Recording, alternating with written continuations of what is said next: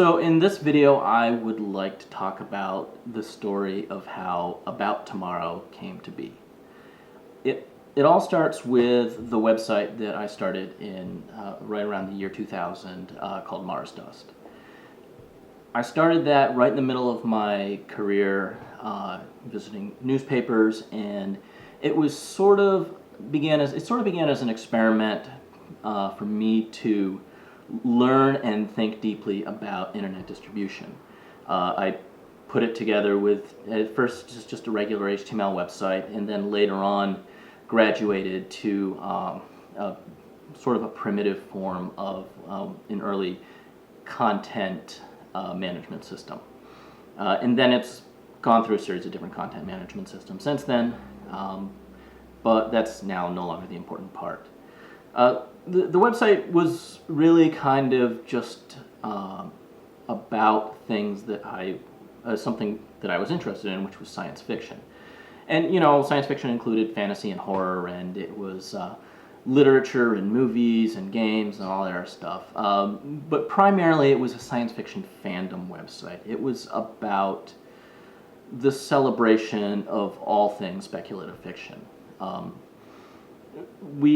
For a while we were a paid fiction market, short fiction market, and we published a couple of writers that you might be familiar with, and then a couple of new ones. We had Jay Lake, we had some stuff from Tad Williams, John Shirley, Scott Sigler, a number of different writers that are kind of popular and well known today were also in Mars Dust. And then we kind of mixed it up a little bit as well. We talked a lot about other pop cultural things, and we always tried to reference it back to science fiction, but we interviewed a lot of rock stars, we interviewed a lot of rappers, movie directors and producers, different types of artists, that type of thing. And probably my favorite, we did a lot of profile pieces on just plain old fans. People who were just kind of into their thing and, went to conventions, and there were a lot of cosplayers. I think we did some stuff on fan fiction, and then we talked a lot about different local scenes, for fandom. We covered did a lot of convention coverage, that type of thing. So all in all, it was a bit of an eclectic mix, and it's still going on today. You can go to marsdust.net, and we're still publishing stories. Sandy Rodriguez is currently the editor of the site, whereas I just sort of kind of direct things and work on this project as well. In any event, that website was going on, and I was trying to convert it into, and I still am trying to convert it into something a little bit more multimedia. I wanted to include more video and make it more interactive, I guess. So that's the first part of this story. The second part of this story goes back to a few years back in about 2014. My two wonderful kids had just entered adulthood. My youngest son graduated high school, and during that period of time, we had been talking a lot about finding a change of pace. I had lived 2 decades in the state of Michigan, and it's a wonderful state, and I really, really enjoyed my stay there, and making that my home, and all of the wonderful, beautiful people that I had developed close ties with. But we were kind of at a crossroads in our life, and we decided that we wanted to do something different, and that the time was right to strike out and to find different opportunities. So I did a lot of research, and had a lot of discussions with my two kids, and we had decided for a number of reasons that we were going to move to Seattle, Washington. Part of that was because we had some family there that we hadn't seen in a long time, specifically in North Idaho, but also in Spokane. And another part was it had a pretty diverse economy, and I wanted my kids to enter the adult world in a place where they had a wide array of choices for what they wanted to do with their lives. But a big part of that was also because Seattle exemplifies a lot of the things that I got excited about and was idealistic about in science fiction. It had the aerospace industry, it has software industry,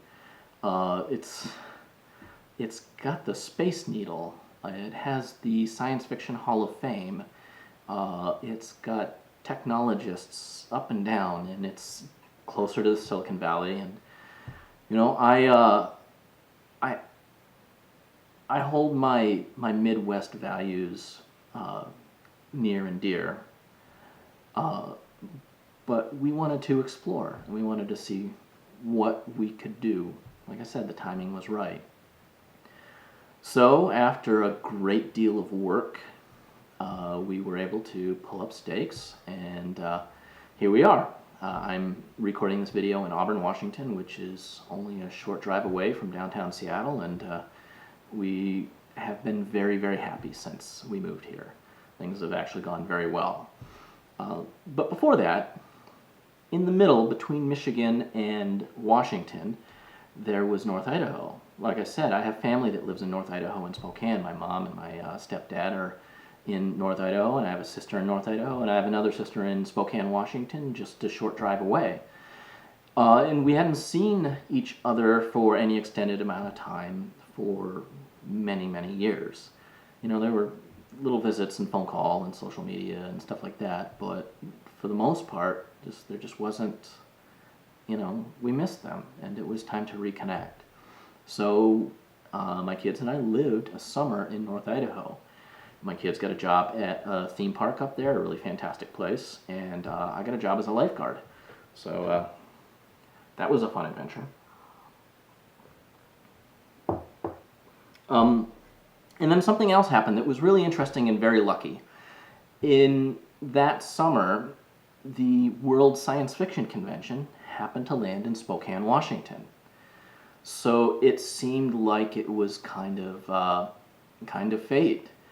I had been looking to expand Mars Dust into a brand that included not only the website, but some streaming media channels. I've been working with the Roku development department for a while to develop a prototype for a channel that featured independent science fiction movies and shows and stuff like that. We were going to curate it as opposed to just letting people search for it on YouTube and that type of thing. So I kind of thought of the World Science Fiction Convention as an opportunity to kind of dip our toe into that. I bought my membership, and I went there with video equipment. And because of our long association with science fiction literature since the year 2000, it wasn't too hard for me to just call up some of the authors that we had featured in one way or the other throughout the years on Mars Dust, and ask them if they wanted to do a short interview. So anyways, the point I'm trying to make is that when I walked onto that convention floor in Spokane, Washington, I had no intention of making a documentary that had anything to do with politics, except maybe in the generalist sense of the term, as it relates to society in general. But as I conducted interviews and as I followed the events of the convention as they unfolded, it became increasingly apparent to me that this was what was going on here. It's a thing that happens to a lot of journalists. They start covering one story, but the story happens and it turns out that it's about something else. So that has been the beginning of a journey that I've been on, trying to find out what all of this means in the larger sense. The Hugo Award slating controversy, sometimes known as Puppygate, because the two groups I mentioned earlier refer themselves as the Sad Puppies and the Rabid Puppies, respectively, has been covered to death, not just by industry media, but it's also been covered in a number of mainstream news outlets, from Wired to The Guardian to The Atlantic. I think that various newspapers, large metro newspapers, have given it some coverage. At first, because it represented sort of a microcosm of America's cultural divisions, commonly referred to as the culture wars.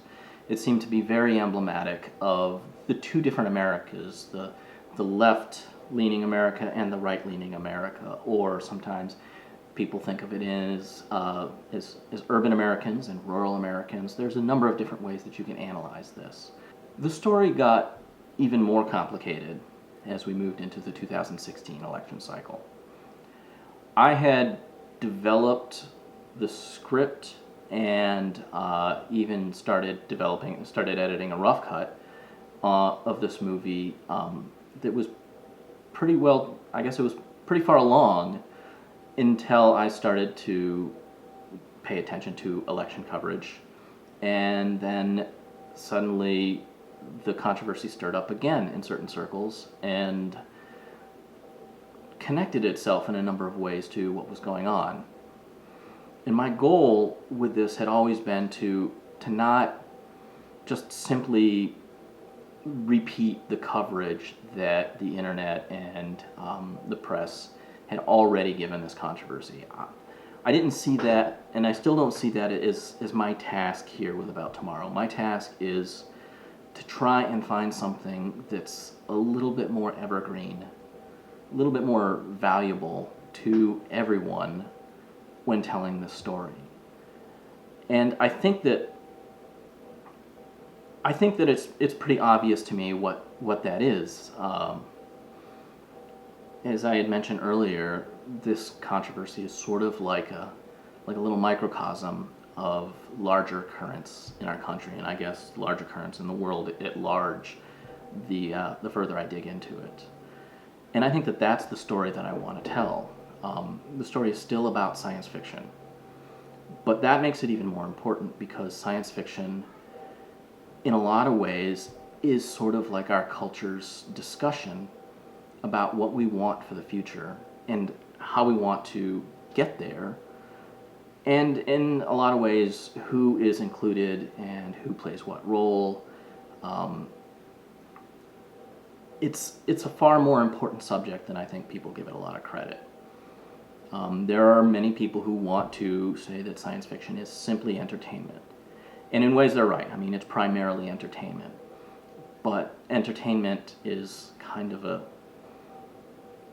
in some ways, entertainment can be sort of a dismissive word for culture.